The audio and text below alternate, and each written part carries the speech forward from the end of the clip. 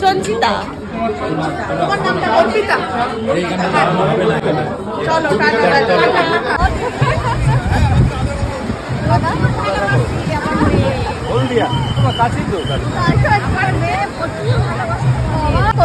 মা দেখো এই দিদি আর দাদা এত ভালো ভালো ব্লগ করে।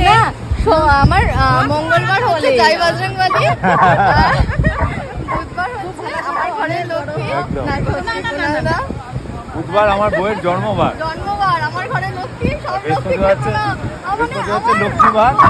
আর তুমি যে এত আমার মেয়েটাকে ভালোবাসো না, আমার মানে সকাল বিকেল আমার মেয়েকে সব মেয়েদেরকে যেন এইরকম ছেলেরাই খুব ভালোবাসে।